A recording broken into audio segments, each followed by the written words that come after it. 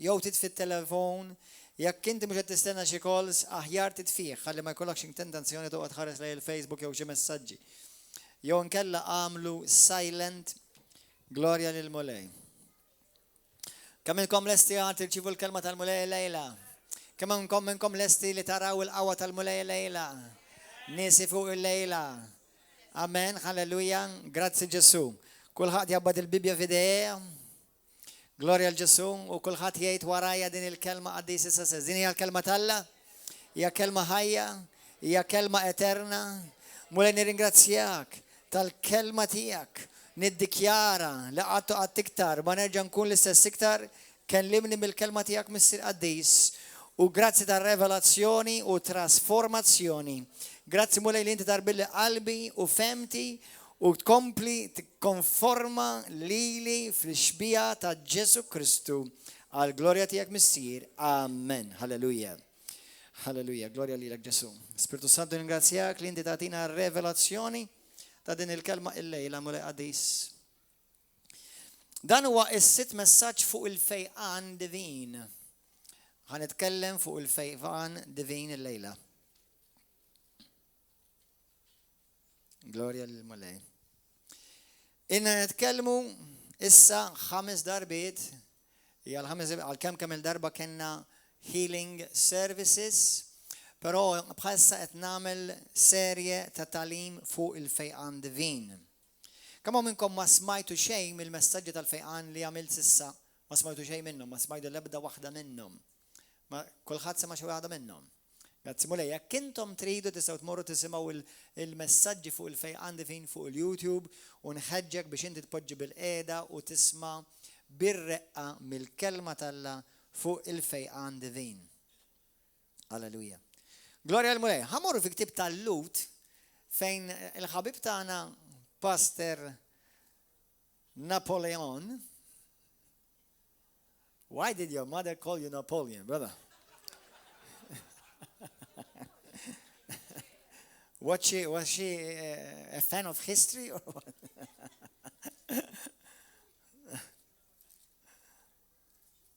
What's Napoleon for short? What? Poland? Pole? That's short for Napoleon. All right, Hebrews chapter 12, li infatti ħabib tagħna Napoleon ara l-ewwel waħda, l-ewwel vers, jien ħanqalkom vers 1 u 2. U hija ħaġa interessanti din l-iskrittura, ovvjament l-Ispiritu Santu tista' tgħid li dejjem ħajkun jissorprendik b'xi mod jew ieħor għal raġuni li minn tant skritturi minn dik li kont ħanibda jiena abadaw. Amazing. Aħna hawnhekk ma nemnux fil-kombinazzjonijiet. Però ħanibda biex ngħid isimgħuni sewwa aħwa. Il-bieraħ ma nafx hekk għal jista' jkun forsi dil-persuna li ċemplit li qiegħda hawnhekk, però jekk inti hawnhekk isma' bir-reqqa u bħal kulħadd. Number 1, meta aħna niġu biex nitkellmu fuq kwalinkwa suġġett bibliku, l-istandard huwa biss il-kelma. L-istandard huwa biss il-kelma. Jiġifieri l-istandard mhuwiex il-pastor, l-istandard mhuwiex il-ħbieb Kristjani, l-istandard mhuwiex xi pastor popolari. U ċemplit li mara il-bieraħ partikolari u qalt li xi ħaġa li ħafna jgħiduha. Qalt li għaxat il-programm u qalet allura xi ħadd li mit fil-familja tiegħi allura dan ma nafx eżatt x'fehmet mill-programm, imma anyway. Prattikament li moġa biex dak li semat fuq il-television fuq il-programm, li ovvjament kien messaġġ li kien hawnhekk.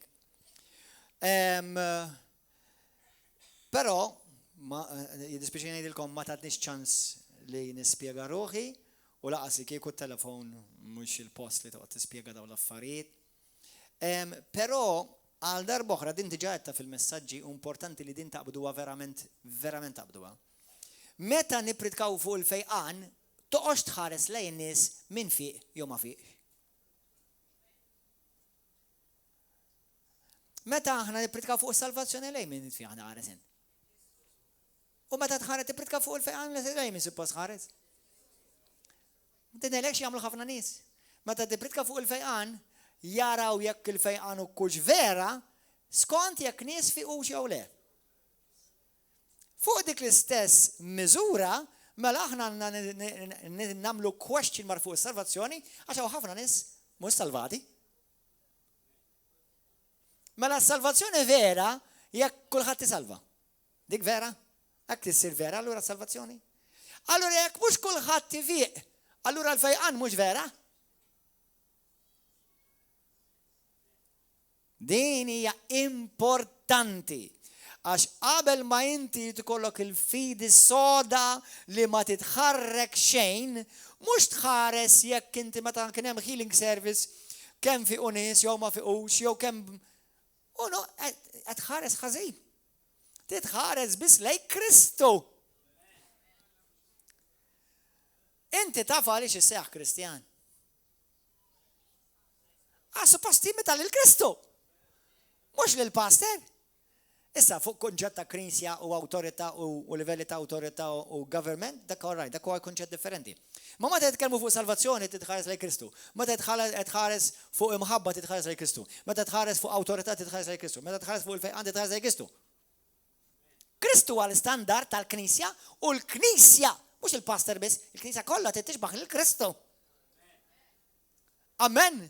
Li kieku l-pastors kollha ta' Malta imutu kollha morda, jien ħankobri nipprika fuq il-fejqan. U li Alla jrid ifejqek dejjem.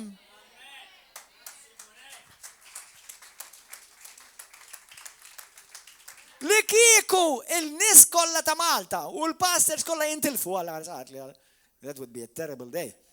Sewwa? Kieku xorta nibqa' nipprika li Kristu jrid isalva lil kulħadd.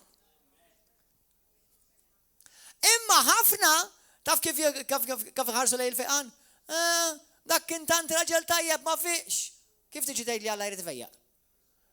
Jiena naf ħafna nies tajbin u rraġetaw il-Kristu, mela Kristu mhux tajjeb irviri. Tajbin, meta nidu tajbin tinsiex fil-kuntest ta' uman, għax il-pija quddiem Alla ħadd ma tajjeb. Kulħadd midneb. Allura, meta inti verament ħatibni l-każ tiegħek, ħanilkom ħaġa ħwa. Ħajkun hemm nies fil-familja tiegħek li inti tħobb u ħajkunu mietu bil-mart. U inti ħajkollok it-tentazzjoni tgħid imma dak Alla mulej għaliex. Għandok li ma samaw l-ebda mill-messaġġi qedtilkom u ħanerġa' ngħidilkom għas-sitt messaġġ. Iqaf qgħid l-Alla għaliex. Għax meta xi ħadd ma jsalvax, jiena m'għandux lejn Alla ngħidlu in ma salvajtux. Bħalma ħafna meta xi ħadd ma jfiqx iduru lejn Alla għalax Alla ma fejaqtux. Qed tabduha dejja aħwa. Taf xi tfisser meta inti tgħid Alla għaliex ma fejaqtux. Taf xi tfisser dik? Jiġifieri Alla t-tort tiegħek ta' ma fix. Meta ddur lejn xi ħadd u xi ħadd ma għobdix, taf xi tfisser u dejt għaliex Alla qed tgħidlu inti b'mod indirett Alla t-tort tiegħek da ma għobdix. Meta inti ddur lejn meta xi ħadd ma salvax u jgħidlek ix-xandallu l-Vanġelu u da xorta miet u jien indannat joffendi l-Alla u inti ddur lejn Alla għaliex ma fejn. Inti qisek il-Alla tgħidlu għaliex ma salvajtux. Qisu t-tort Alla. Aħwa iqaf. Il-kelma hija l-istandard u l-eżempju huwa Kristu Ġesu biss. U ħajkolkom nies li tħobbu fil-familja tagħkom. ħajkun hemm nies li anke li huma Kristjani li ħajmutu xi wħud minnhom morda u int tkun tlabt għalihom. Mhux ħajamillek ix-xitan qed tara u l-fejqan mhux veru llum. Kemm hawn minnkom għandkom familjari mietu mingħajr Kristu? Ollu jdejkom. Taf li mietu, issa ovvjament fil-ġenna Alla biss jaf sewwa, imma almenu naf nies fil-familja tiegħi li naf li mietu. Jiena kelli wieħed familja tiegħi li miet overdose. So jena għadma missejdu droga u għadma missa ma nilebda interess. Sewa, u għamel żmien il-ħabs, għamel żmien affarijiet kriminali. Għabda zik, allura. U xandart l-Kristu. Jalla li fl-axħar minuta ta' ħajtu nidem. Ħantikom da' xej parantesi zaħira. Għandaw kolla li jmutu morda immandom il-Kristu, il-moment li mietu fiju,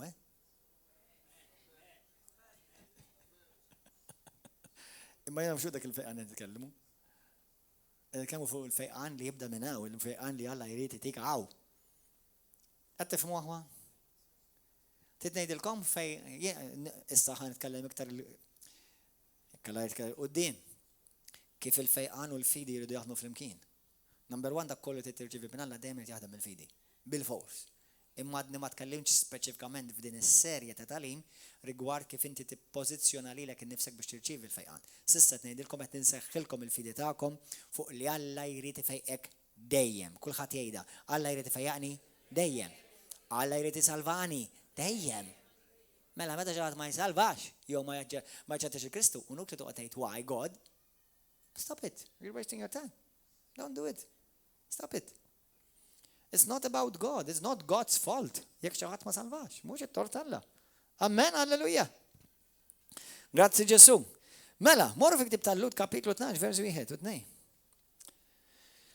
لا درب احنا وكلنا مدورنا صحابة كبيرة تشهيدة وباي ذا واي تعرف شو اللي ما شهدت اتكلموا مش على شهادة جهوفا ده ابو شغات يا لما شهيدة لا على الكابيتلو 11 واو that's a revelation الشهيدة اللي تاع الكابيتلو 11 اللي تسمي تانيس اللي راو الود تاعهم من هبال فيدي وشوت منهم بقوا يمنوا الموت انك من نار ما راو الويده ديك هي الشهيدة احنا مدورة بدون الشهيدة كلها كيف امنوا الود التله وشوت منهم بقوا يمنوا الود التله وميتوا امين اخوان هللويا ملا أينوربوا من كل شكيل وكل ذنوب لما لا يفشكلنا رأيتوا هذا ودي أيو انوربوا منا كل شكيل وكل ذنوب لما لا يفشكلنا كما منكم جيلي كنتوا مرضى في الصدى ما تفلغوش كما منكم حسيتكم فيرامنت فاعل تمر تفانجليزا وتمر تطلع فوق الناس بتكون هيك او شغات هيك ماريا فانجليزا وقت لكن انفشكل وقت لكن في مرضى في شي صدى برادر نويل كيف حسيتك متى كنت في الصدى زي بي كنت كان لك تشانس مر تفانجليزا توت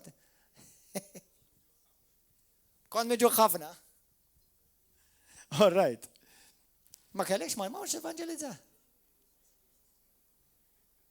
أرى أو شغات ماريا فانجيلزا وقت لكن ماريته ماري فاخا ماري الفellowship كمان كم جيتوا الفellowship وكنتوا مجوعين ملوش ما توجيه ما جزء منكم وجيتوا الفellowship praise God آمين alright ما لا تبي توجيه اللي جرت تستدمش سوا إما يقولك شيء تبي توجيه لما أساس تتشعلق يو يك تتشعلق تبدأ تعطى نفسك تعرف شنو ذاك شكيل المرت هو شكيل الشيطان هالي يجي بيش يكسر بيش يقتل بيش يفرق مع المرت الذنوب هو شكيل مع المرت يعينك ما لا شكيل المرت احنا اليوم طلبنا على الباستر بارتيكولاري اللي هو فيري سويت تعرف المحبة اللي من واحد يبقى لسه لا يستعمل شغل باستر لا يستعمل يبتكل كلمة الله وكل يبندون البركة ما تيجوا لك مشكلة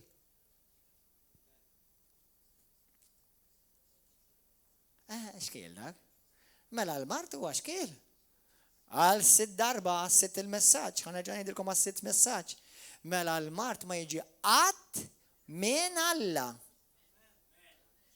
anche chi جهات بالدكتورات قدامه وبرتت الالفابet كلها ورا اسمه يجي لك عشان تاني مرضى وتشكي متعلمت منها اقول له ليش اتعلم في المرضى عشان بروبلم تكون مسختك كونتاليانات من الله وقال ولا بيرميتادين عشان اوفيامنت فتحت البيبين شمكين باش في وقت اللي تكون مريض تخسفوا الله شخما تنكون بصغرنا خفنا من الناس ما يخافوش على الله والفيريتايا في الخيا خفنا من الناس يسأل المولاي في المرض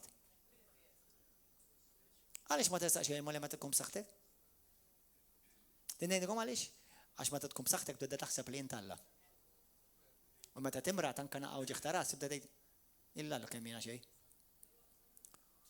allora ħaj esimawni.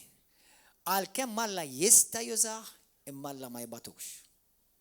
Alla kollox minn kull deni jista' joħroġ xi ħaġa ta' ġid. Ma tiġix tgħid li Alla bat li d-deni ta'. Għax ngħidlek il-Alla intom żgur ma tibux. Sewwa? Għaw xi ħadd jaħseb li Alla jibgħat id-deni.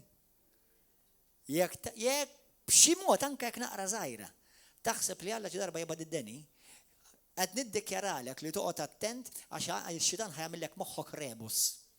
Għax issa millu minn qudiem ma tistax tkun taf żgur meta Alla qed ibirkek jew Alla qed jibatlek marna. Ma tiżaqat kunċert meta huwa x-xitan u meta huwa Alla. Mela hija nissettiljawa għal darb'oħra għas-sitt lezzjoni li l-mard jiġi dejjem mix-xitan. Ħa nagħmilha nerġa' namplifika, il-mard ma jiġi qatt minn Alla. U esperjenza tiegħi personali, id-dnub taf x'jagħmellek? Jistressjak. Ġillu tajtu li id-dnub jistressjak? Id-dnub imardek. Jekk inti tistressja ruħek, sewwa, jekk inti timxi f'nuqqas ta' maħfra, jekk inti timxi f'offens, jekk inti timxi tagħmel il-vendikazzjoni, jekk inti timxi f'rebellioni, f'diżobbedjenza, jekk inti timxi tmur man-nisa, jekk inti tmur tgħix marra fil-pornografija, jekk inti timxi timla il-Facebook tiegħek bil-ħmiġ u bl-imbarazz. U mbagħad tgħid li jiena Kristjan, taf x'għamilek dak kollu? Ħaj stressjalek ġismek għax inti m'intix maħluq għad-dnub, inti maħluq għal-dusija, inti maħluq għal-Alla. Allura d-dnub awtomatikament ħajmardek. Issa naf li hawn min jgħidli imma dak kien raġel sew, dak kien fid-dnub. Għandilkom storja, insejt ngħidilkom id-darba l-oħra. Kien hemm pastor partikolari nafu ħabib tiegħi li ma jidillix li x'imkien kien fid-dnub bħal eżempju pornografija, jew ser, jew odju. Ħafna mill-pastors li nafu mhix hekk, right? Biċċa kbira jkunu nistalla. Ma jfissirx li huma perfetti imma nistalla. Però li meta darba tkellimt miegħu, ir-raġel kien raġel vera tal-mulej. U għadu tal-mulej. Però ma kienx f'postu. Kien barra minn postu. Meta inti tikber fil-mulej, dinja daqsxejn ta' tax tindika dawn l-affarijiet fil-Bibja. Għal dawk li semaw il-messaġġ tal-bieraħ taf li hemm il-post li Alla assajnja għalik u jekk inti ma tobdix u ma tibqax forni Alla jqaċtek. Imbagħad nitkellmu fuq fuq dettalji. Anyway, nisimgħuni. Meta inti tkun tal-mulej, meta inti tkun għadek żgħir fil-mulej, il-mulej ftit jippretendi minnek. Però mbagħad meta tibda tikber u matura, Alla jippretendi ħafna iktar minnek. Għax issa taf. U pastor partikolari li naf, iħobb il-Alla, iħobb il-martu, iħobb il-ulidu, iħobb il-knisja, imma kien jaf li Alla ma rridux hemm. Tiftakar meta Elija Alla qallu l-Elija qallu l-providenza tiegħek spiċċatlek? Taf għaliex? Qallu issa ma rridekx iktar hemm. Il-providenza hija fejn jien irridek. Provision for healing also, speċjalment għal dawk li huma maturi. Dan daqsxejn ta' laħam. Għal dawk li huma maturi, jekk inti taf li inti out of your place, qgħod attent. Qgħod attent. Għax imbagħad inti kif ħajkollok il-fidi, mur titlab għal fejqan, meta inti taf li inti m'intix fejn Alla biex pwew. U tkun taf li inti tkun diżobbedjenza u dak għalik ikun dinub.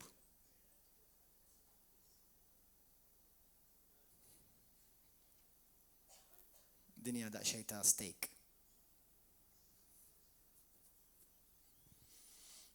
Okay. Meta l-anġli, semmejta l-bieraħ, meta l-anġli mhux waqgħu, telqu minn posthom, laraw il-pornografija. La serqu bank, la qatlu l-ħadd, kull ma għamlu nqalgħu minn fejn Alla poġġihom. Chew on that. Okay. L-ewwel mela, Lut kapitlu 12, ħankomplu naqraw. Mela warbu minnkom kull xkiel u kull dnub li malajr ifixkilna. U b'qalbna qawwija nibqgħu niġru triq tal-prova li għandu qudiemna nżommu għajnejna merfuqa lejn il-pastor. Le, lejn l-apostlu. La, ejwa Sozani, lejn il-papa. Kulħadd iħares lejn il-papa.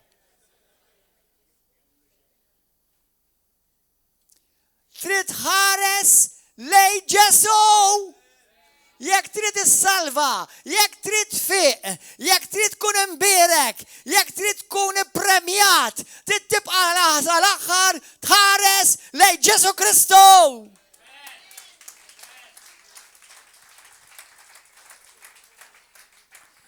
Hawnhekk ovvjament aħna jkollna ħafna nies li jiġu bosta jaqpaw u bosta jitilqu. Ngħidilkom hekk, normali f'kull knisja sfortunatament. Però ngħidilkom problema waħda għandhom dak li ma baqgħux jiġu, apparti dak li keċċejna l-barra. Ngħidlek x'baqa' li ġralhom? Ma baqgħux iħarsu lejn Ġesu. Bdew iħarsu lejk, bdew iħarsu lejja. Dak li ġarhom. Ma inti mhux lejn Ġesu qed tħares? Li għax hemmhekk hemm l-ipokriti. Ejja. Is-Sunday night. Jew il-moment li neħħejt għajnejk minn fuq Kristu, bdejt tara xi ħaġa oħra u bdejt tereq. Ara jiena inni fil-Knisja 23 sena u qatt ma tħarrekt minn fejn Alla poġġini. Taħseb li qatt ma rajt ipokrizija, qatt ma rajt tradituri, qatt ma rajt Ġudas, qatt ma rajt Absaloms, qatt ma rajt Jezebels. Kemm nara, kull sena jiġu. Kull riħ, konna mir riħ tagħhom, kull sena.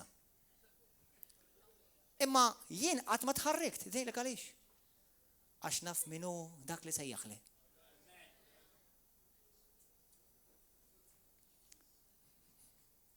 Moħħkom hemm aħwa.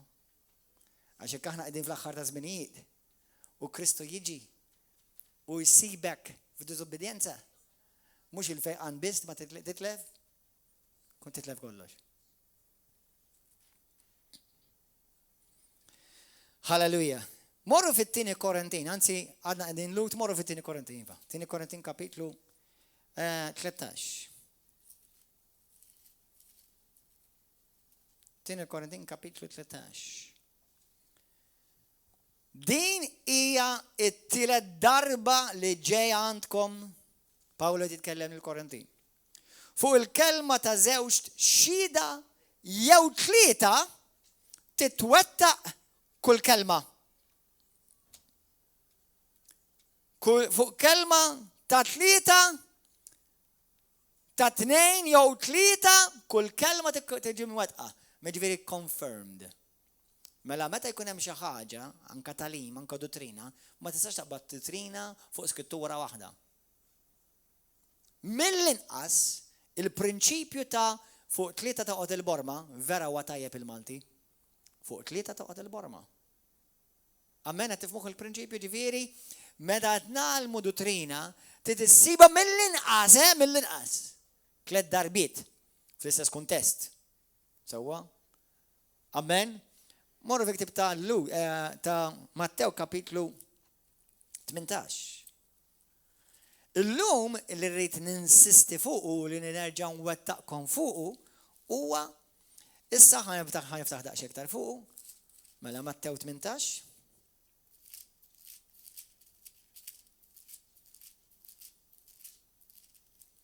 Vers 15. Jekk ħuk jaqa' f'xi dnub mur sibu waħdu u widbu.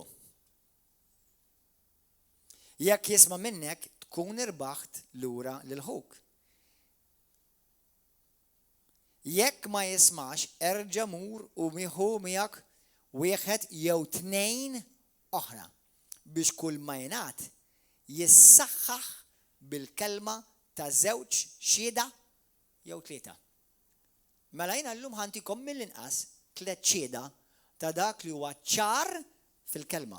Rigward tinsiex li hawn ħafna Kristjani għaw ħafna nsara li jgħidu li Alla m'għadux ifejjaq.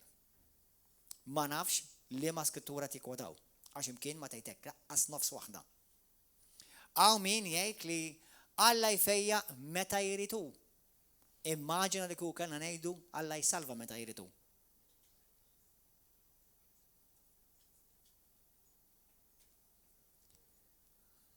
Morru fi ktieb ta' Iżajija, kapitlu 53.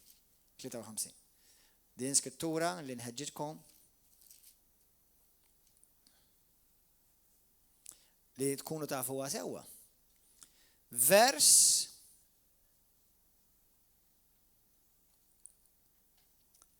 3. Qed titkellem fuq Ġesu Kristu. Kien imżeblaħ u mwarrab bil-bnedmin. Għaw xaħat għandu l-Bibja bl-Inglis fuq? Xtajt bl-Inglis?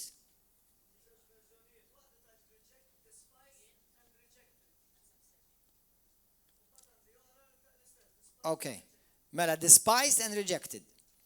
Bniedem li ma bata u kien ma jafx xinu il-mart. Bniedem li bata u kien jaf xinu il-mart. Bħal wieħed li n-nies jaħbu wiċċhom minnu. Bniedem imżeblaħ u aħna xejn ma qisnieh. Iżda hu rafa fuqu il-mart tagħna. Għajdu li xi tajb bl-Ingliż dik. He certainly has taken upon himself. Xaħti uħor xejn li verżjoni oħra. Xaħti uħor li verżjoni oħra bl-Ingliż? Le, ma certainly, dik hija l-kelma certainly. L-Ingliż, il-biċċa kbira tal-verżjonijiet, New King James, New American Standard, jgħidu hekk, surely. Il-kelma sure xi tfisser? Żgur li. Bl-Ingliż, most definitely. Żgur, definitament. Affirmatively.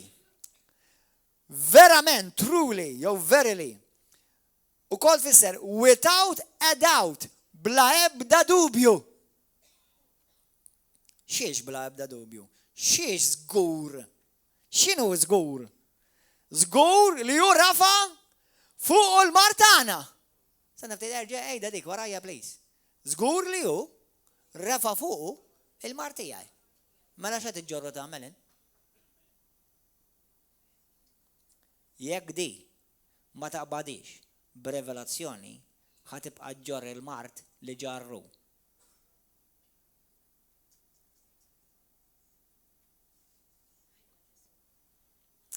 Għedtilkom l-erba' l-għaddew li kollox fis-saltna jirġi tirċevih b'revelazzjoni tal-kelma. Mhux b'informazzjoni, b'revelazzjoni. Jekk għadek maħkum mid-droga u taf xejn Ġesu, dak għax m'għandekx revelazzjoni. Jekk għadek maħkum bis-sigaretti u taf xejn Ġesu, dak għax m'għandekx revelazzjoni. Jekk għadek maħkum bil-pornografija, bin-nuqqas tal-maħfra bl-offens, faċli, m'hemmx revelazzjoni, għax ir-revelazzjoni li tagħti l-ħajja. Issa, Ġesu miet għalik, ħafna nies jgħidulhom hekk. ħafna jemnu li Ġesu huwa s-salvatur tad-dinja. Jemnu. Insalvat, saqsejdilkom darba l-oħra. ħafna minnhom, insalvat, salvat, kif nista' nkun salvat? Tan fejn ment li xi tagħmel Ġesu salvat. Mhux fid-dinja wkoll tgħix. Inta dak mhux kif iddikjarak li Ġesu Kristu huwa s-salvatur tad-dinja. Mela int m'intix salvat għaliex? Għaddu ma salvanix. Għaliex? X'qed tistenna? Alla tistenna xi ħaġa jew inti tistenna xi ħaġa. Ħafna ħajmorru l-infern waqt li Alla salvhom.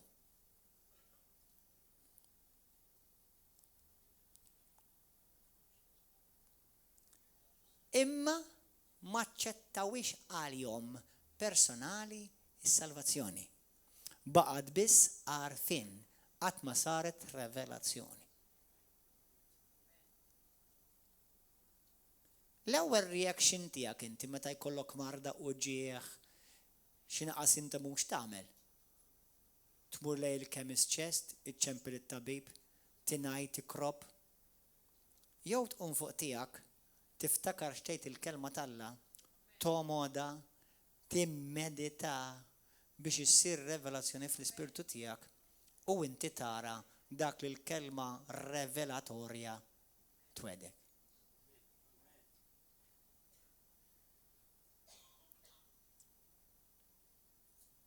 Jekk tħossukom qed tistreċjaw daqsxejn, infakkarkom li jiena instructor tal-Pilates, nistreċja.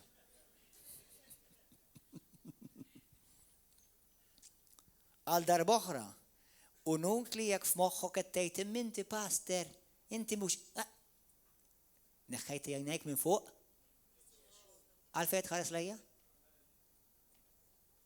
Jiena l-epitomija tiegħek tal-Kristjaneżmu? Jiena l-istandard tiegħek tal-Kristjaneżmu? Ma t-tabib qalli, fejn min qed tħares issa? ħafna Kristjani spiritwalment huma werċi. Jew wereċ.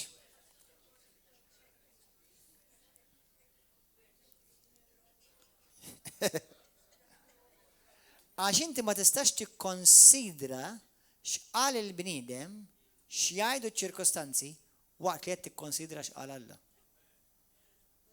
Jekk trid tfieq, ħanejdilkom xi ħaġa ħwa. Jekk int trid tfieq, daqs kemm Alla jridek tfieq, trid tkun b'saħħtek f'dak li Alla qal għax ix-xitan ħajġilidlek għax iridek marid. Ix-xitan iridek marid.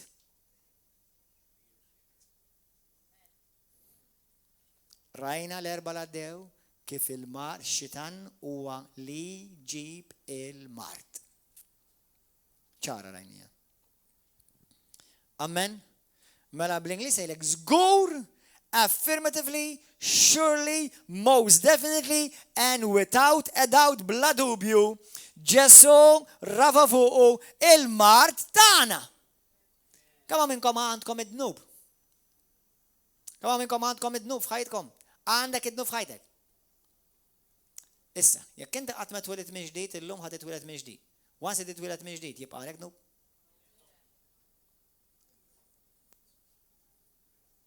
Kemm minnkom Ġesu ħadd dnub tagħkom? Jekk ħadd dnub tiegħek, inta għandek id-dnub. Qed tara it-talim bi ħażin li ġejna tallimna fl-qbut. Ħambati naqra l-nubieti miskin Ġesu bata tant għalli ma mbatiġin. Ġesu bata biex batiġin.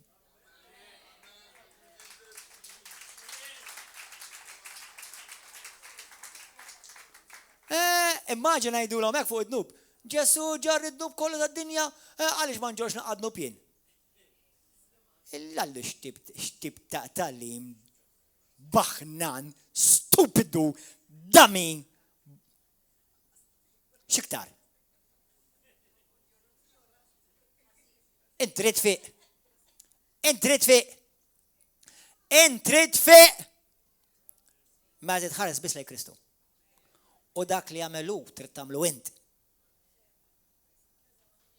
Inkella, bye-bye healing, bye-bye salvation, bye-bye everything.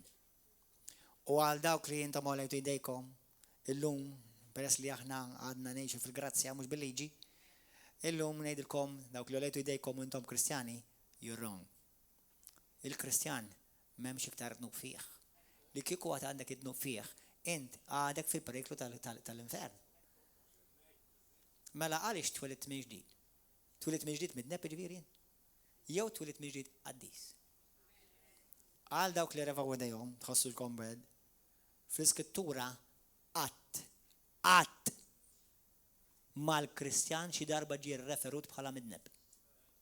Naf li tintaqgħu ma' ħafna well-meaning Christians u minn għalhom jgħidkunu umli u jgħidulkom I'm a sinner. Oh, brother, I'm just a sinner. Good. Get saved. Now, if you get saved, do you still remain sinner? Tell me. If you're saved, you remain sinner. You're either saved or you're a sinner. You cannot be a saved sinner. Hello. You're either saved bin-natura tal-la fik, jew sinner bin-natura tad-demonju fik. Trej ma tistax. Allura inti ma tidnibx. Dik differenti issa. Issa jena saint għaddis x'nirrid nidneb. Differenza, id-nub madux jaħkimni. Irridu nitkellmu ħafna fuq in-natura fuq in-natura tripla tal-bniedem li aħna spiritu għandna ruħu neċi ġisem. Anyway, hallelujah. Mela, meta xi ħadd jiddubita li Ġesu Kristu ħafrinna id-dubitna, isek l-istess qed tgħid meta aħna niddubitaw li Ġesu ħafuqu il-mar tagħna. Amen? Nispiċċa naru każa kieku.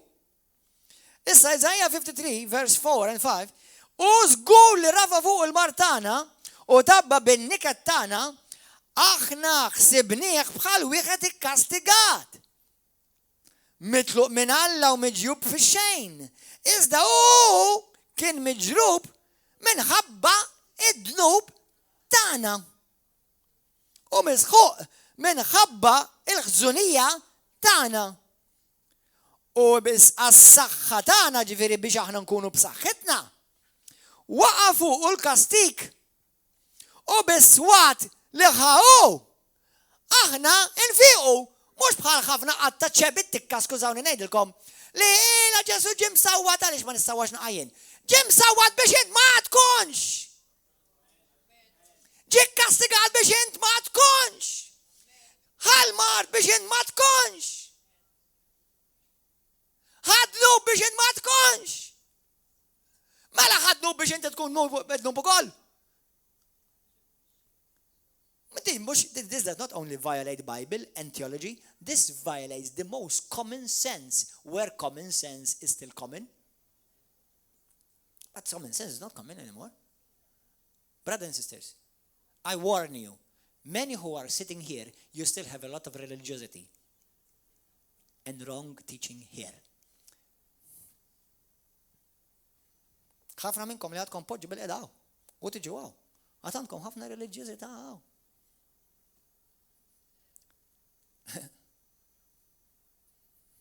Għandna kemm kantajna Ġesu Kristu li fejjaqna, Ġesu Kristu li aħna, Ġesu Kristu għal-vittorja tagħna. Kemm hawn Kristjani jgħixu vittorjużi? Ejli. Noddhom fuq subajja. Minn komunità sħiħa ta' mhux minn knisja kollha, knisja ta' Malta kollha. Tinnejdikom għaliex? Għax ħarġu minn Ruma, imma Ruma għadha ma ħarġitx minnhom.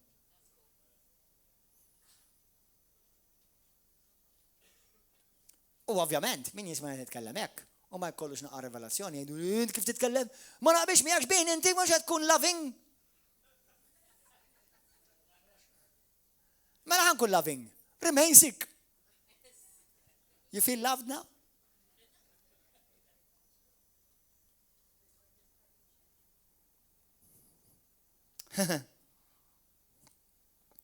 Amen.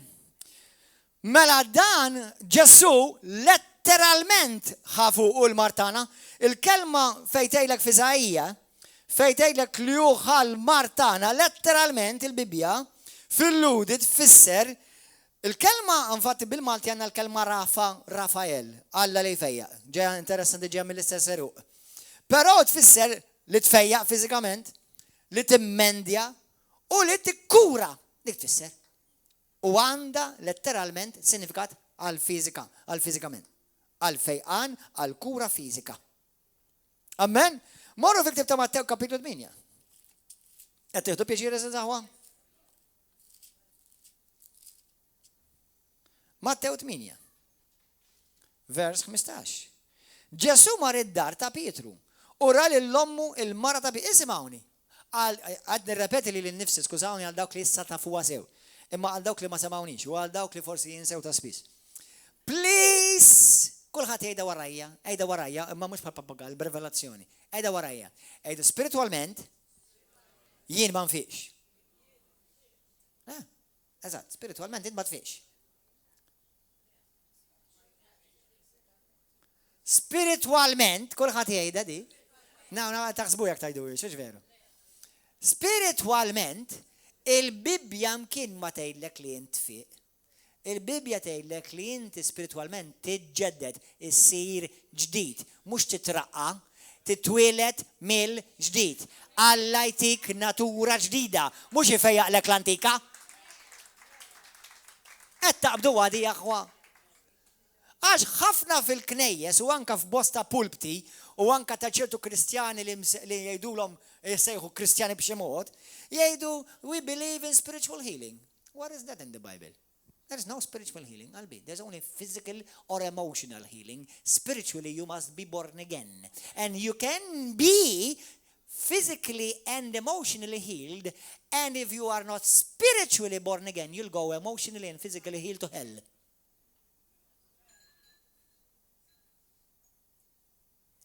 Int tista' tkun infejja fiżikament u jekk ma tkunx imwiled verament l-ispirtu tiegħek ġej mis-sema xi Bibla tgħidlek min jitweled minn ġej jkun ġej mis-smewwiet issa, inti tmur l-infern u jiġi jikklejmjek id-demonju.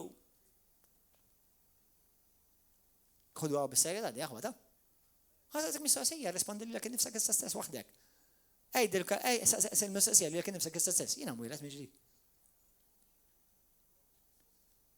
Int imwilda minn ġdid. Immur il-knisja, pastor.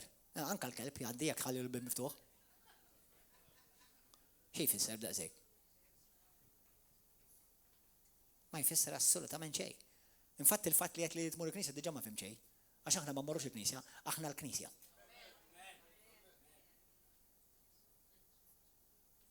Il-knisja mhux tmura, il-knisja tinġabar. Tingħaqad. Tixxierek. Aħna jien ma mmurx knisja, ma tmurx knisja. Għażgħu le, jekk hija knisja.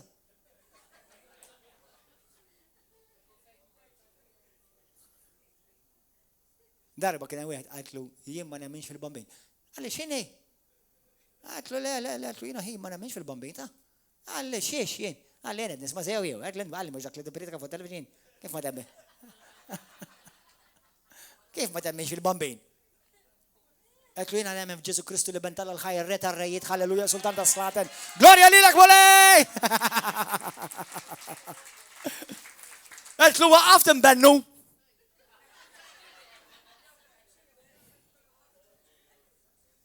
Tittaqbad konversazzjoni ta' evangelizmu, murajt il-nis jgħidhom mina ma nemmenx fil-bambin. U mal-ewwel you have their full attention. Amen. Ikollok manifestazzjoni, u dini.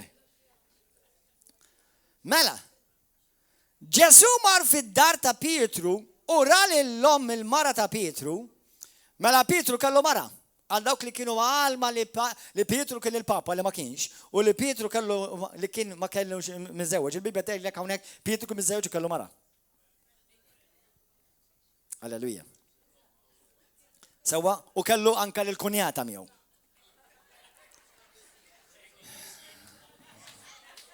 U aħjar nimxi wara Ġesu Kristu għax ġiħadet fan l-infer.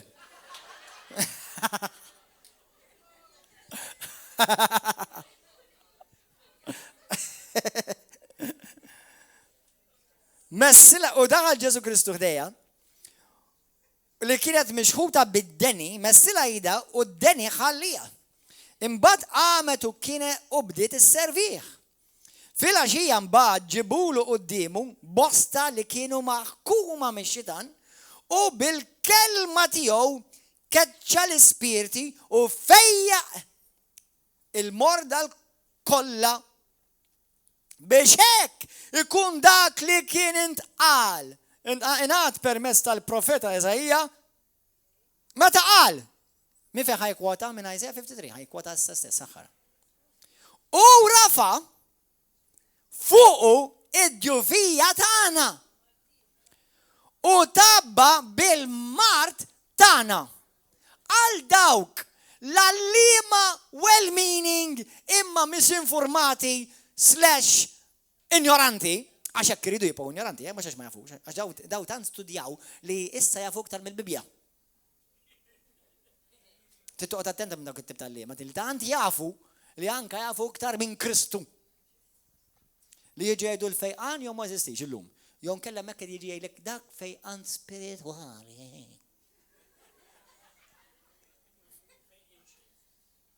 Ngħidlu int għandek bżonn il-fejqan mill-mart tal-moħħ.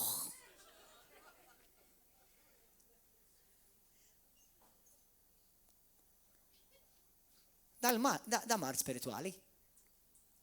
Da mart spiritwali hawnhekk. Id-deni mart spiritwali. Il-mart, mux, Hemm bżonn tkun teologu biex tara di. Hemm bżonn tkun mart fiżiku.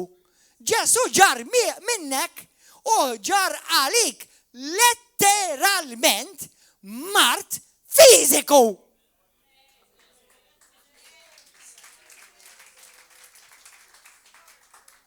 Mela meta jiġi xi virus, tox tgħid ħambati għal Ġesu, min titbati għal ħadd, qed tbati bl-injoranza tiegħek stess. Ġesu bata darba l-Bibja tgħidlek, Ġesu miet darba l-Bibja tgħidlek, Ġesu xared demmu darba l-Bibja tgħidlek, ma joqgħodx jibati u jsofri u jġar il-mar kull darba li timratent.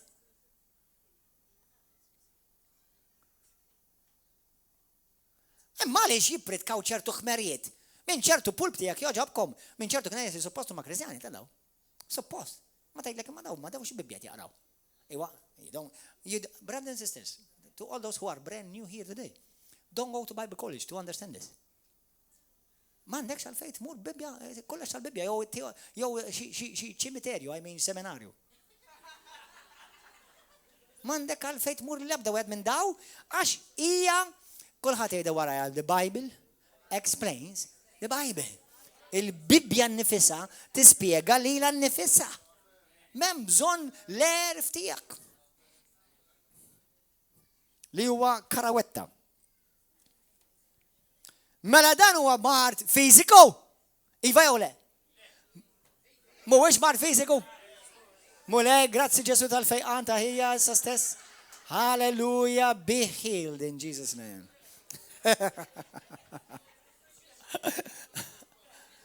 ċara jew mhux ċara di aħwa? ċara jew mhux ċara? Mela, għandek mela Eżajja kapitlu 53, vers 4 and 5, għandek Mattew kapitlu 8, vers 15 sa 18, it-tnejn qed jirreferi fuq mart fiżiku.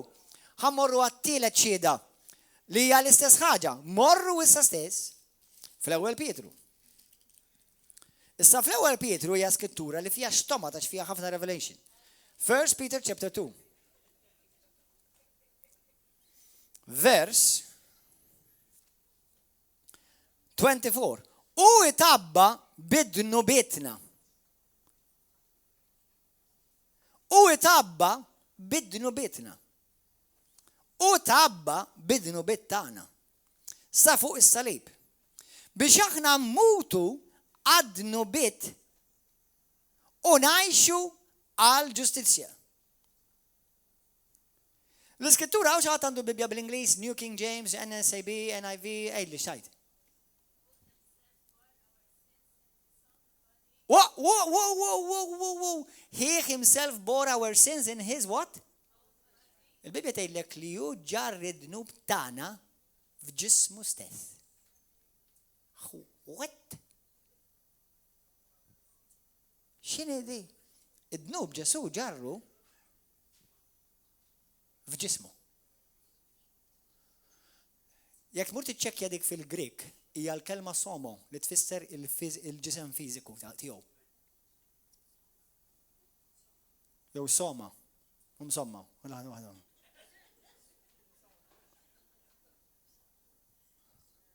Letteralment hemmhekk qed tgħidlek li Ġesu ġar id-dnub tagħna fis-soma jew fis-sumo jew fil-ġisem fiżiku tiegħu. This is, ġieli rajtu għadinta?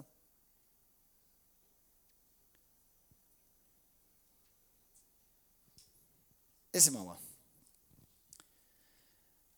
Aħna nafu, l-iskrittura bl-aktar ċarturina, li kieku ma daħalx id-dnub fid-dinja, il-mart kien jidħol.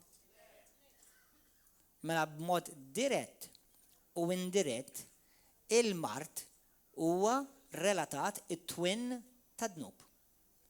Issa Ġesu ġar id-dnub tagħna fil-ġisem tiegħu.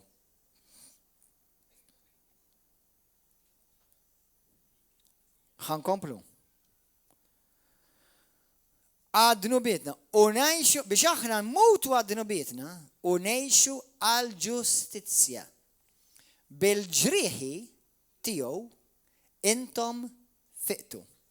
Dik il-kelma bil-Grik fiqtu iomai hija l-kelma letteralment li tfisser kura. Li tikkura.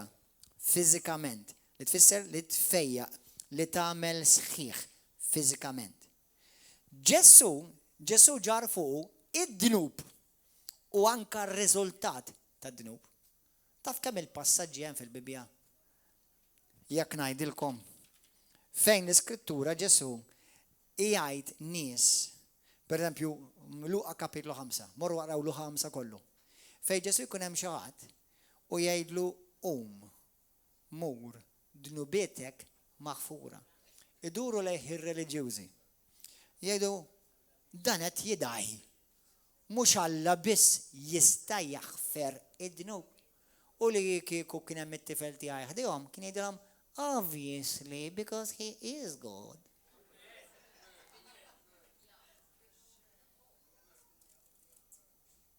Stess tgħidha li Alla biss jaħfer id-dnub. Mela Ġesu bli awtorità jaħfer id-dnub. Għax Alla. Jekk inti tant bravu li taf li ħadd ma jista' jaħfer id-dnub, ħlif Alla. U Ġesu qed jaħfer id-dnub. U biex jurejk. U Ġesu f'dak il-passaġġ jgħidilhom x'inhu l-ħfief. Li tgħidlu mur dnubietek u manfejja, jew aqbad frixek u mur. Ovvjament kien ikun ħafna iktar faċli jgħidu mur kun maħfur. Kif nafu jekk hux maħfur jew le? Ħadd ma ħajjara xejn. Ħadd kun mal-maħfur. Skont Gordon. Faċli tgħidha. Għax ħadd ma jara xejn, ma ħadd ma jista' jivverifika l-kliem tiegħek. Imma meta tgħid meta Ġesu qal imma jiena ngħidilkom aqbad frixek dnubietek maħfura, imxi. U bil-qawwa li Ġesu wera li huwa kien Alla f'dan il-ġisem, wera li mhux biss kapaċi jaħfer id-dnub, imma jaħfer ukoll u jfejjaq ir-riżultat ta' dak li d-dnub ġab, li jfejjaq. Infatti, f'ċertu kampanji evanġelistiċi, ġieli, pereżempju, meta mort l-Indja jiena, qabel ma nitlob għan-nies biex jagħtu ħajthom il-Kristu, nitlob għal fejqa. Taf xejdilhom? Biex ngħidilhom hekk ara. Temnux dak li qed ngħidilkom jekk ma taraw il xi ħadd ifiq. Wow. Don't you feel pressure? No. Because it's not on me the pressure. The pressure is on Jesus and his word. Għax jekk Kristu qed ninxandar huwa ħaj, li m'għandi l-ebda dubju li huwa ħaj, mela bħalma rajtu jfejja, rajtuh nies ifejjaq. Issa żgur ħajaħfilkom dubitkom. Għax il-maħfra dan dubit ma nistax tara. Imma l-fejqan tara. Amen. Grazzi Ġesu. Meta kien hemm mort l-Indja jiena u kien hemm waħda mara. Per eżempju, di testimonjanza ġrat li personali. Ġili jettilkom hemm ħafna minnkom qatt ma smajtuha ħanejda. Ġewwa ngħidha tal-ġen ta' dik glorja lill-mulej. La kont l-Indja jien u mort għand familja biex naqta' storja twila. Kienu Hindus.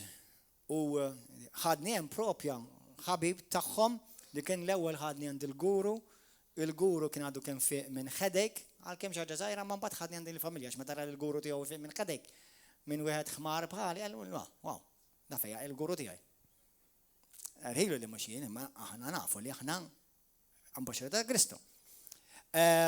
U meta dħalt fil-familja ta' dawn in-nies, dil-koppja, u għettila int għandek problema tal-insomja ma tistax torqod, għandek problema tal-bulimja ma tistax tikol, kull ma tikol tirremettieħ, għettila u inti u għettila għandek demonju u għettila xismu da demonju fih. U kif għettila għek, dik kif tħalt il-bib, immaġan xaħat jiġi il-qassis jħabbar l-għek, u jibdejlek, inti għandek marda, inti għandek demonju. Inti fmu? Niġi dartija kun għajlek da kollu. Ġbin, etlaq l-barrara hi. Jitkollok il-mulej miegħek biex tagħmel l-affarijiet. Għax tista' titpiċċaħ il-mulej. Malaj. U meta mort qedtilha tek, għalt li kif taf, għalt li psychic, mela dik kellha mill-inqas żewġ mardiet fiha jimmanifestaw. Bulimja, ġieli ntqagħdu ma' xi ħadd li għandu l-bulimja. Kull ma jikor jirremettih, hija marda kera. U insomja, nies li ma jistgħux jorqdu. Imma kienet jiġi kkawżat minn demonju bħalma rajna. Kien fejjaq ħafna nies Kristu li kienu oppressati mix-xitan. Mattew. U biex naqtalkom storja twila għamilt 3 sigħat inkellima. U hi l-aħħar mistoqsija qabel ma naqtaw il-linja. Għalt li majna kif ħanemmen li jint għandek il-verità. She was genuine. Kalla għanda, immaġa, da mel-omra kollu Hindu int. U jiġi xaħat minn Malta laqqas qatt ma smajt bija u jgħidlek sir Kristjan. Nice. Erħila li taġarat li talla fuq il-kelma tal-arfien, the word of knowledge tajta, u rat sinjal, imma f'daw is-setet ukoll jaraw sinjali u ġubiet ma diaboliċi. U jien għattila għandek raġun, għattila nista' nifhem, għalt li kalla xi 23 sena għandekun, għalt li għandi 23 sena għandu, għalt li kull nar ta' tlieta mmur dura il-ħunaman, dak il-lalla fals nofsu xadina u nofsu bniedem. Alleluja. U kont ħanġibu petti dar.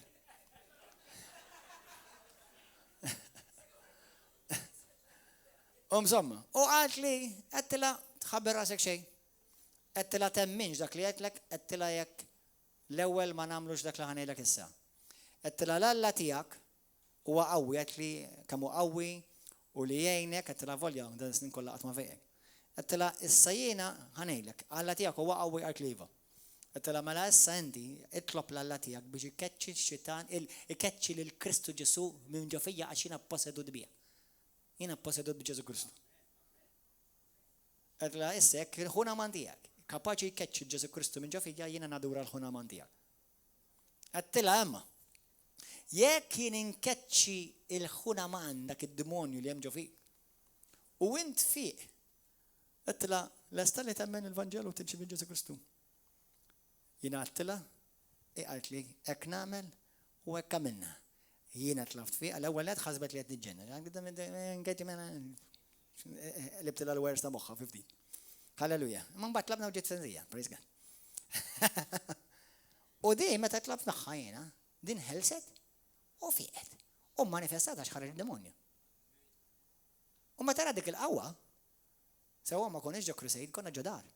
Jina kelli l-interpretu mija u kelli r-raġel. Meta ra dik il-qawwa, għart li iva. Mux jibis, għacċetat il-Kristu, il-familja kolla daħħa, għamma daraw dak kollu. Għattifmu għawa. Mela di għacċettat, l-ewel fiqet, un-bat għacċettat il-Kristu Ġesu. Il-fej għana ħwa, bħal maġħut minnkom t-morru tamlu fit-toroq, bħal maġġej għamiltin għol, meta jitolbu għannis biex jifiqu, ħafna drabet nejdilkom bis-serjetà. Kważi dejjem jifiqu.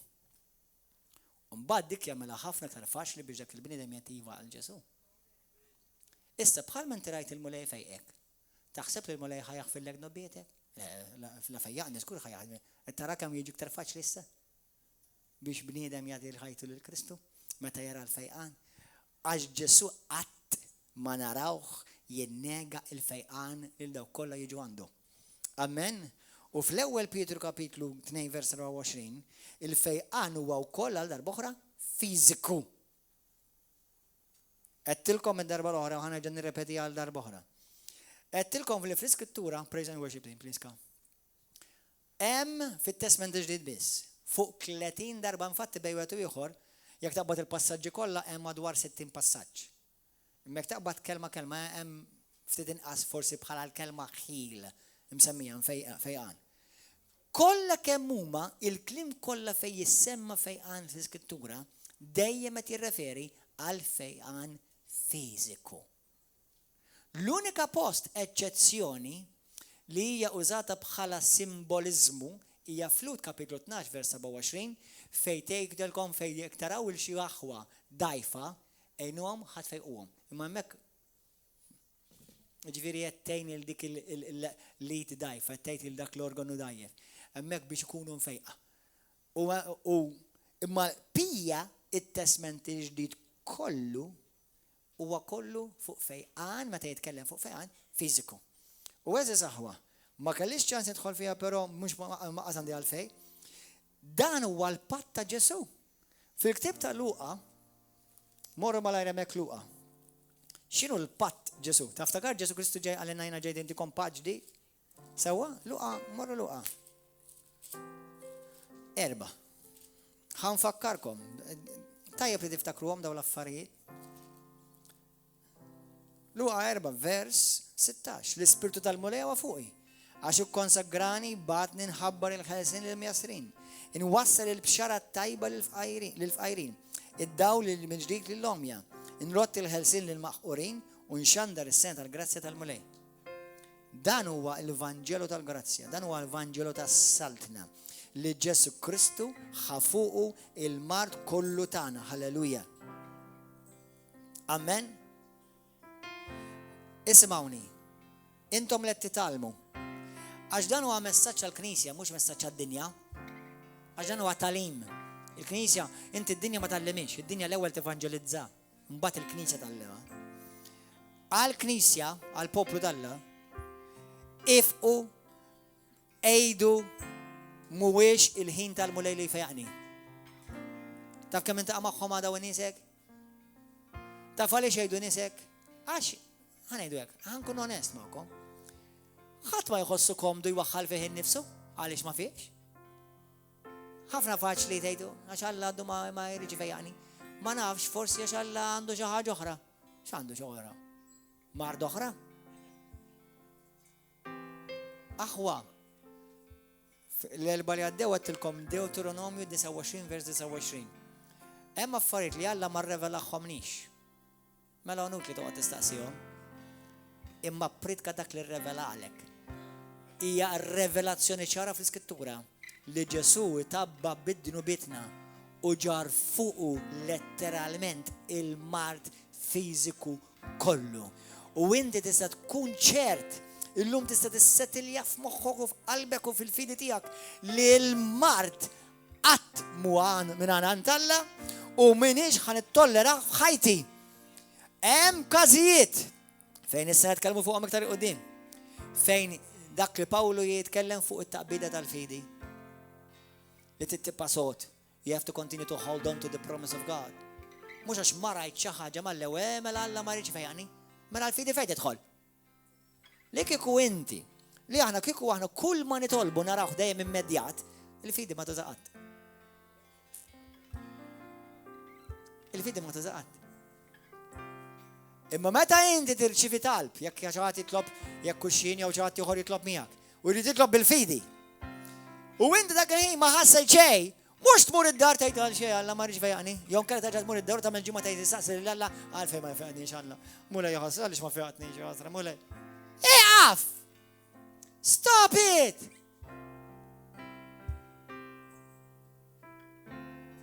Anzi qed turi Alla ma fejqekx. Jew sorry, għax qed nerġa' waħħal fallek. Anzi qed turi għaliex għadek ma fiqx. Għax minn flok qed timxi bil-fidi, qed timxi bil-dak li tara u bli tħoss. Il-fidi biex jimxi. Fuq dak li miktub. Fuq dak li miktub. Il-fidi dejjem taħdem mal-weda mhux mal-ħass. Jekk ma rajtx immedjat, ma jfissirx li Alla ma men xejn. Kompli jemmen, kompli jiddikjara, kompli faħħar lill-Alla li jent infejja. Għad nirringazza lill-Alla xi darba ħanfiq. Meta ħajkun dik id-darba? Qed tiraw xi switch iridu nagħmlu f'moħħna kbir. U nibdew naħdmu u naħsbu bħassaltna dan wasalna. Dan huwa l-ħsieb tal-mulej. Inti taf kemm il-darba l-mulej jgħidilhom mur, inti mfejqa. Mhux mur u mbagħad infejqek. Għalhekk l-Iskrittura tgħid f'Romani 4:17. Il-fidi x'tagħmel? Issejjaħ dak li mhux daqs li kieku ekku tiġà. U ħafna Kristjani x'jagħmlu? Jaqgħodu jgħidu dak li xi darba jridu jaraw. Minflok jiddikjaraw il-kelma tal-patt daqs li kieku ekku għax ekku, minflok toqgħod tiddikjara jew tgħid is-sintomi għax ħanħoss u għadni ma ħassejt xejn. Qed turi li inti timxi bil-ħass. Hija totalment switch, complete switch. Kif aħna nitkellmu, kif aħna nimxu. Alleluja. Għaw xi ħadd jiddubita li Alla jrid jaħfilek nubietek. Għaw xi ħadd għandu dubju li Alla ħafillek nubietek fuq is-salib. Għaw xi ħadd minnkom jiddubita li Alla ħafillek nubietek fuq is-salib 2000 sen ilu. Kemm hawn minnkom konvintissimu li Kristu ġar id-nub kollu tiegħek 2000 sen ilu. Olli għad mhux nofsa. ħad dnub kollu tijak. Kollu. Għaw xaħat minnkom li mux kollu ħallejtlu xiftit? Kollu ħadu? Ma sena ftit, jekk Kristu vera ħad dnub kollu tijak, kemm il-dnub għandek intissa? Imma tittejxa dik il-revelazzjoni. Għax mbagħad inti ma xaħat ma triq, u inti minn għalik li forsi għaxet tkun hemm li tgħidilhom ma I am a sinner. Ħaġa twaqqgħet kollox. I'm not a sinner. Gordon John Mancha is not a sinner. Min taħseb li int? Apparti x'naħseb li jiena m'għandix għalfejn x'naħseb. X'qal Alla tngħidlek biss. Alla qatt ma qatej għallek oqgħod tgħid x'taħseb int, oqgħod tgħid xi tħoss int u x'jidillek int. Jiena bħala bniedem ta' Pat niddikjaraw nirrilisja biex jgħid Alla. U meta jieħdu għalihom in-nies, laqqas qed jirrealizzaw qed jieħdu għalihom Alla mhux miegħi. Qed jirrealizzaw. Inti għaliex taħseb Kristu kien joffendi risma ta' reliġjużi? Għax kien joqgħod joffendihom bomma u missierhom bin-nanna? Għax kien jgħidilhom il-verità li ma rridux jisimgħu.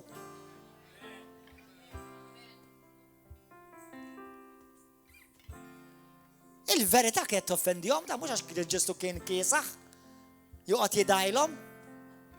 Il-verità li sedet ħelsithom minn flok tefadhom f'ħabs. Għalhekk meta tisma' l-verità titemmina issa għax issa kont kontabli. U mbagħad meta tmur id-dar, mhux toqgħod tiftaħ iċ-channels kollha tal-Malti u toqgħod tara t-teledrammi, ma mur id-dar u għados fil-kelma rġa' isma' nies li huma mimlija bil-fidi jafu lill-Alla, mhux jafu naqra reliġjon. Jafu nies li jafu l-Alla. Jien minn filgħodu sa fil-għaxija nisma' il-kelma qadisa tal-Alla biss. U ġud minnkom, meta tiġi xi marda tħabba, taf x'ibdew tagħmlu? Ħan immur nagħmel riċerka fuq il-marda. Ħalli nsaħħaħ il-mard. Mur nagħmel riċerka fuq il-fejqan. Ħad issaħħaħ fil-fejqan, għandek bżonn il-fidi, għandek bżonn il-Pat jiġi rrelejsjat fik. Ma għadmu noqgħod infittex fuq il-marda, naf li ma rrid. X'inti tkun taf iktar? Li naf irid infiq. U Alla jrid ninfiq, mela ħanfiq. Amen. Halleluja. Ejja nbaxxu rasna. Grazzi Ġesu.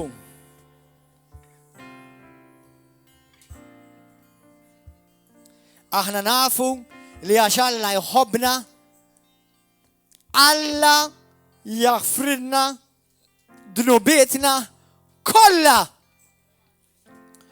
U għax nafu li huwa jħobbna, Alla ifejjaqna mill-mard tagħna kollu.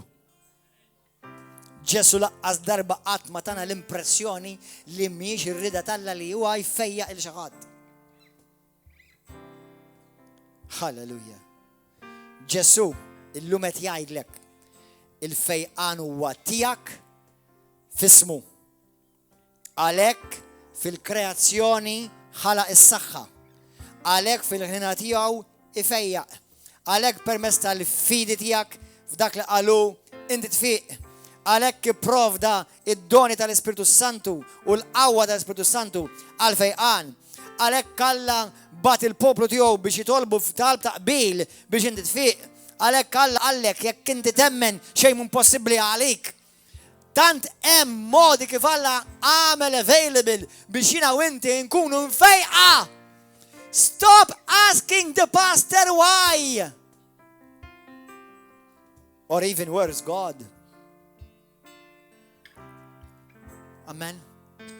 Ejja nbaxxu rasna. Iddeċidejt f'qalbek li Ġesu vera s-situ s-Salvatur tiegħek. Iddeċidejt f'qalbek li Ġesu verament is-situ s-Salvatur ta' ħajtek. Temmen li Ġesu huwa s-Salvatur tad-dinja kollha temnu dan int 100% b'qalbek imma. Mhux għax qartlek in-nanna u l-kuġina jew għax rajt xi film sabiħ. Temnu dan vera li Ġesu mitalik. Li Ġesu verament li benta l-ħaj. Dan temnu. Dan temnu? Żgur temnu li Ġesu Salvatur tiegħek. Mela jekk inti temnu u temmen li Ġesu huwa s-Salvatur tiegħek, dawk kollha li inti ċert illum ibbażat fuq x'qal Ġesu Kristu li huwa miet għad-dnubiet kollha tiegħek, li huwa li bentalla l-ħaj, li jekk temmen fih inti tkun salvat, jekk dan intemnu, olli jdejk li inti ċert li inti salvat fuq dak li qal Ġesu. Olli jdejk issa se. ċert li inti salvat fuq dak li qal Ġesu. Ħares inti salvat, ċert li inti salvat. Issa jekk m'intix ċert, illum tista' tkun ċert. ċerti li Ġesu Kristu ġar il-mart kollu tagħna? ċert. Madni nħossa. Inti fuq xi bbażajt li inċert li nsalvat għax tħossa? Jew għax qala? Mela jiena ċert li jiena nfejja għax qala mhux għax qed inħossa.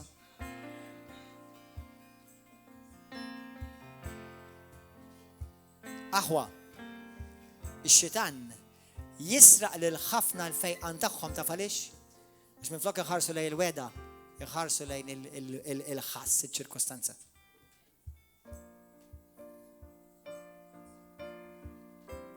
Jekk illum il-ġurnata inti qiegħtaw, jekk inti qiegħtaw f'dan il-post u tgħid li pastor jiena rrid inkun żgur li jien salvat verament.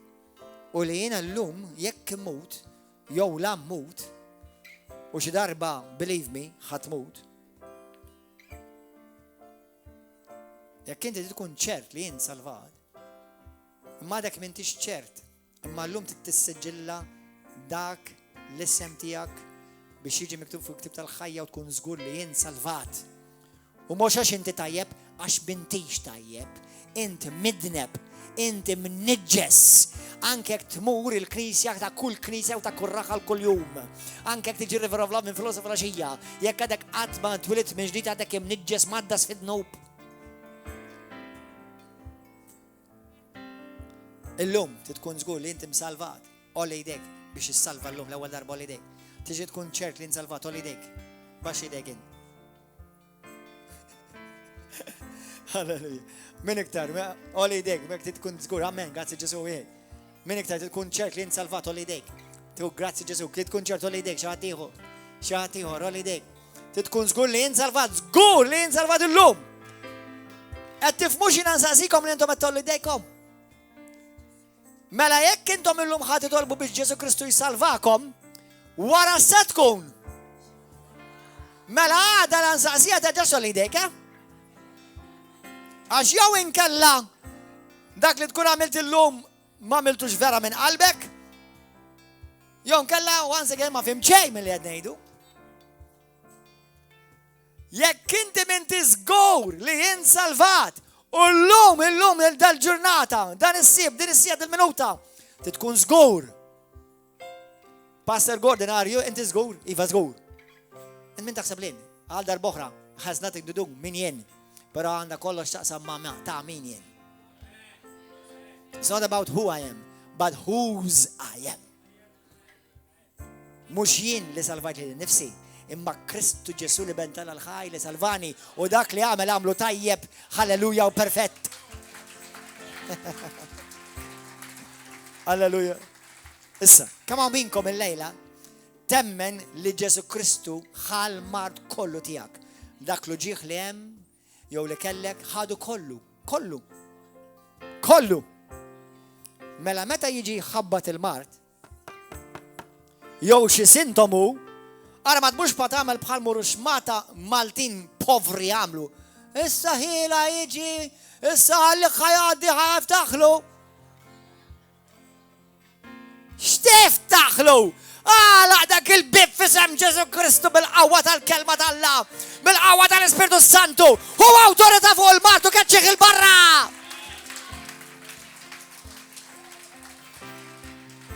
Amen. Amen. Ma pastor, naf qaddis li għamluħ qaddis kien mimli mart u miskin tax kemm kien raġel tajjeb. Mela kun palu. U l-qaddis min għamlu? Kristu jew Ruma? Trid tkun qaddis illum. Rajnija, Lut kapitlu 12 vers 2. Neħu kull xkiel. Sew ta' tnub u sew tal-mart. Taċċetta xej li mhux ġej minn Kristu, il-mart. Nispera li ħadd minnkom ma jemmen li ġej minn Kristu. Issa wara 6 limiet. U naħseb li ħadd minnkom ma ħajġi jgħid li għax Alla bat li xi tnub. Ngħidlek żgur inti mtektek. Żgur. U ngħidlek tibżax, ħadd fiq ukoll. Amen? Waqbdu għadin. Għax ħafna minnkom tmorru d-dar il-lejla da fil-ħodu jkollkom xi sintomu. Jaqgħu ġejja l-influenza. Ġejja ta' dak is-sena. Ġej ta' dak iż-żmien. Ġej Ġesu Kristu. Li mentalla l-ħajli huwa l-istess il-biera, huwa l-istess il-lum, huwa l-istess għal-dejjem. U l-mart mandu lebda power, lebda qawwa u lebda seta fuq ġismi, għax ġismi huwa ta' Ġesu Kristu. Halleluja! U rafa fuq ġismu l-mart kollu tiegħi. Ħalli dan il-ġisem ikun qaddis mingħajr xkiel. Ħalli sal-aħħar momenta ħajti jiena nkun b'saħħti. Allura inti qatt ma tmut? Mela. Allura tmut fissa li tittamel xi sentejn tbati b'xi marda? Tafx taf kif ħammut jien? Ħan iddikjara f'isem Ġesu Kristu. Son, you're done. That matches as well and it rhymes. Come. Son, you're done. Intom taqraw il-Bibja. ħafna minnkom li taraw di fuq il-YouTube tajdu li taqraw il-Bibja. Kif mietu l-qaddisin, mhux dak li għamlu l-om Ruma, qaddisin tal-Bibja. Kif mietu? Lestew il-xogħol tagħhom talla u għallhom that's it, lest. Come home. Mela batilhom xi marda qed jittorturom għal snin sħaħ. Dak mhux Alla ta'.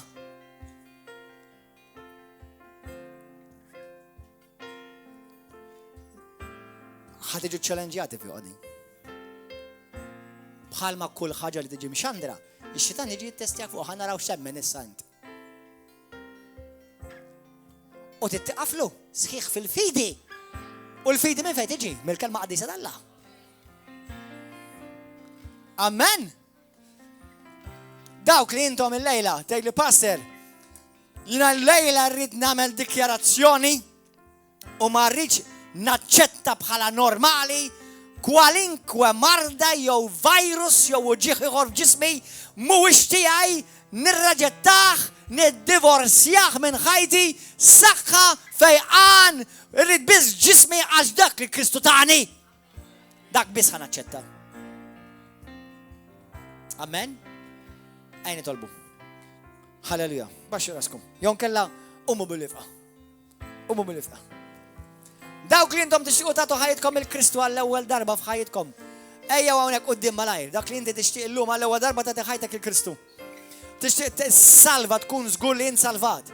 Jekk għad għandek id-dubju bli minti żgur salvat, jekk hawn ġad minnkom għandkom id-dubju, għalhekk minti żgur li inti salvat, li inti mwiled minn ġdid, li inti jekk tmut il-lejla jew tmut sena oħra nżejr il-ġenna u tkun żgur ejja issa stess. And let us worship the Lord in the meantime while they're coming. Hallelujah.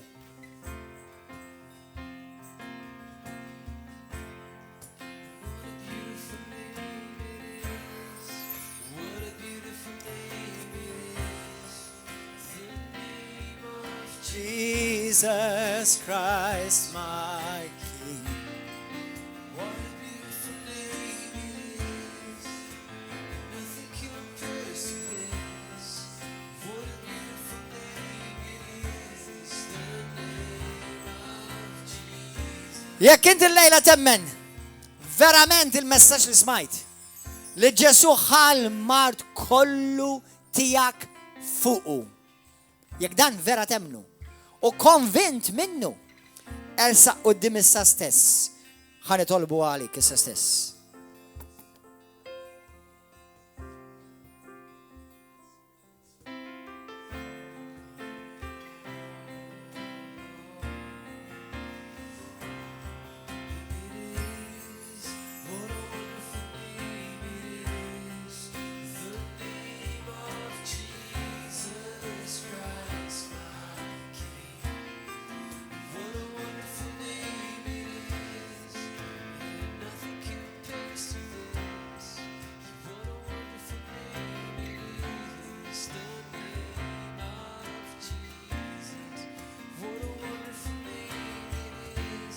Isqalqu għanejkom, tħarsux lejja. Close your eyes, don't look at me.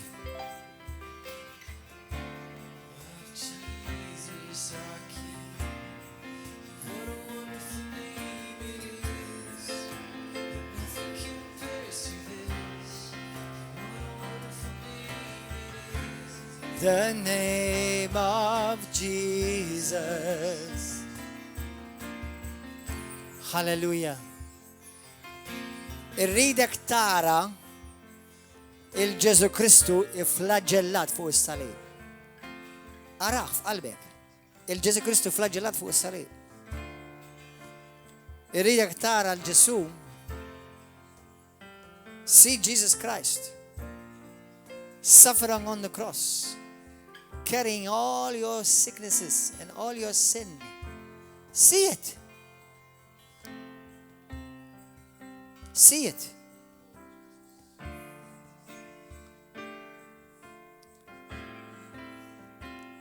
Lilek nifsek istabilixja f'qalbek. Il-mart minix ħaneċċettaħ bħala normali f'ħajti. Kantikom eżempju. Put on your headphones for those who are English speaking. Li kieku inti jiġi ħallil li jiġri fil-ħajja u jiġi u jrid jidħol fid-dar tiegħek u jifqalek il-bib. U dan inti, ovvjament, tiqaflu u tkeċċeħ il-barra. Imma mbagħad jerġa' jiġi. Terġa' tiqaflu. U mbagħad jerġa' jiġi. U mbagħad ma tela darba tgħid, ħanċedi ara għaddi. Ek tagħmlu kieku. Kien hemm xi wieħed ħallilek, xi qattil jiġi f'darek. Għax taqaflu darba allura mbagħad jiġi tieni darba mbagħad tgħidlu ħallih jgħaddi. Mela middera hekk id-destin tiegħi li suppost ikolli dal-ħallil u qattil jgħix miegħi għax l-għadu ma telaqx l-ewwel darba kif rajtu l-ewwel darba li għedlu sinjal li suppost għandu jkun hawn. Qed taqbduha di. Hekk ħafna Kristjani jirraġunaw. Għax ma raw xejn l-ewwel darba, mela din naħseb irridet Alla li din kun marit jien. Grazzi Ġesu. Ħalli, Spiritu Santu qed imessu. Taqbdu? Isimgħuni. Ix-xitan x'inhuwa? X'jgħidulu l-Bibja? Ħallil. U l-ħallil kemm il-darba jiġi jipprova jisraq? Tidnejdilkom minn issa nagħmilkom profeżija. Kuljum. Għalhekk kuljum tittidu tifqulu, għalhekk kuljum tittimxi bil-fidi, għalhekk kuljum tiggranfa mas-salib u mal-patt qaddis Alla li tagħna fi Kristu. Kuljum! U ħafna Kristjani għax ma raw xejn l-ewwel darba, mela, it must be God's will for me to be like this. I'm going to tell you something. If you believe this is God's will for you, don't ever come here to receive prayer. Otherwise, I'm praying against God's will. Nkella nispiċċa niġi qed nitlob kontra r-rida Alla. U ħanejdlek oħra. Jekk temmen li Alla jridek marit, ara ma tfux tfittex mediċina jew tabib jew professur jew sptar eħor f'ħajtek. Jekk temmen il-mart huwa minn rida Alla. Għax inkella int l-ikbar ipokritu fid-dinja.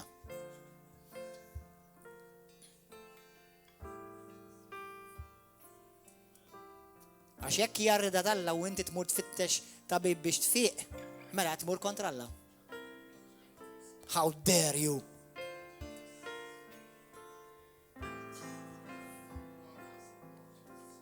Għalhekk qed ngħidilkom ħad iltaqgħu ma' ħafna well-meaning imma moħta kaboċċa fuq daw l-affarijiet u jiġi jgħidlek imminti daqs kemm hawn nies morda fid-dinja. Għalija se daw kienu morda kollha ma jinnullifika qatt il-xogħol ta' Kristu sidi fuq is-salib. Qatt ma jġibu fix-xejn. Qatt. U biex ngħidilkom fi Skrittura ħafna drabi Ġesu jkun hemm folo l-kbar u kull ma jfejjaq waħda. Għaliex? Setaw fiqu kollha.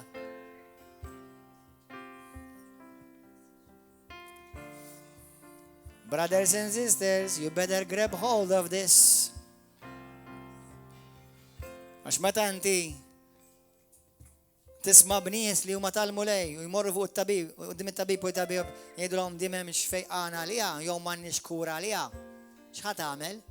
Ħadd mur toqgħod tistudja fuq il-marda l għandek. Għajn għamlu mod hemm kura għaliha, għadna ma tkellimniex fuq għadi. Imma bħal ma ġrala dik miskina ta' Mark kapitlu 5 fejn it-tobba zburzjawa u minn flok saret aħjar il-Bibja tgħidlek saret ħar. Mela, għajn għamlu mod wara sena sentejt fi int. Imma l-bank u l-kont li kellek ta' savings xorabulek il-mart. Għax kellek tonfoqru x'mata mediċina fuq. Biex unbudget il-fellowship u fejqek il-mulej. You better get your mind renewed fast.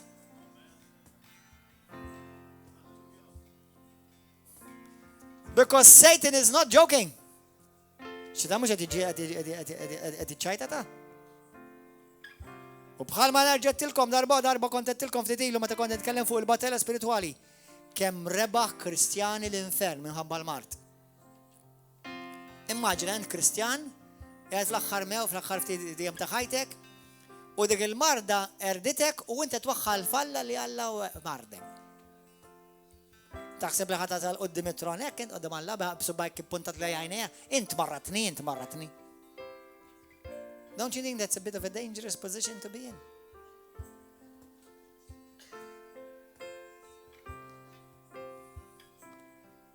Abdu waħwa.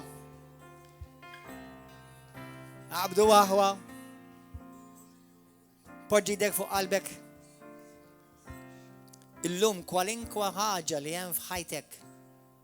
Jekk hemm vizzju number 1, kisru bil-qawwa ta' Ġesu Kristu. Jekk hemm mart, kisru f'isem Ġesu Kristu. Jekk hemm demonju, keċċeħ il-barra f'isem Ġesu Kristu. Jekk hemm xi virus, tittolleraħx f'ġismek għax ġismek huwa qaddis illum. Ejda talba warajja, missier qaddis. Ejda b'konvenzjoni, missier qaddis. Għatini revelazzjoni tal-verità, tal-patt fi Kristu li Ġesu verament, definitament, bla ebda dubju, ġar fuqu id-dnubiet kollha tiegħi, kollha. Id-dnubiet tal-passat, tal-preżent u anka tal-futur. Ġesu inti salvatur etern. U int ħadd id-dnubiet kollha tiegħi ma ħallejklix wieħed kollha ħadthom u lej. U niddikjara minn fommi wkoll li Ġesu int ħadd il-mart kollu tiegħi, l-uġieħ kollu tiegħi, il-viruses kollha tiegħi, kull marda li jattakkisni in Ġesu Kristu fuq dak is-salib makabru ħatta lija mulej. Il-marda tiegħi ħatta fuqek. U għalhekk illum bil-qawwa u bl-awtorità tal-kelma tiegħek Ġesu Kristu nikmanda kull mart biex jinqala minn ġofija u jitlaq minn ġofija issa stess f'isem Ġesu Kristu. Kull forma ta' oppressjoni li ġeja mid-demonju, kull marda, kull virus, kull spiritu ta' infermità jinqala issa stess minn ġofija.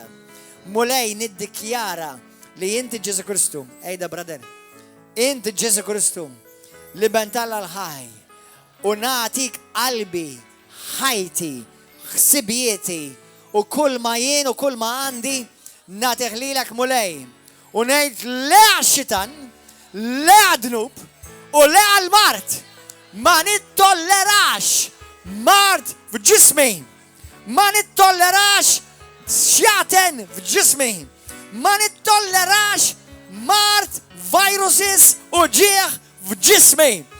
Għax permezz tal-ġriħi tiegħek Ġesu Kristu. Jiena kont infejjaq. U la kont infejjaq. Jiena illum infejjaq. Fisem Ġesu Kristu ta' Nazaret. Nadi glorja lil-fejqan huwa tiegħi issa stess. Lis-saħħa taħdem fija issa stess. Il-fejqan qed jaħdem fija issa stess. Halleluja! Nadi glorja mulejlina nfejjaq. Jiena b'saħħti. Il-marda ma diġ fija.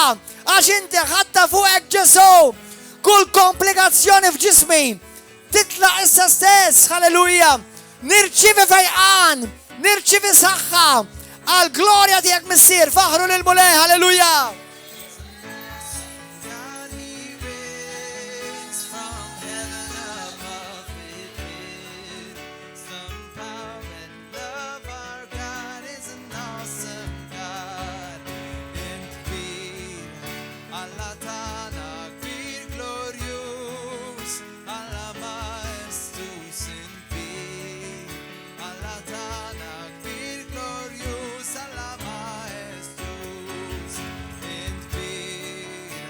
Allah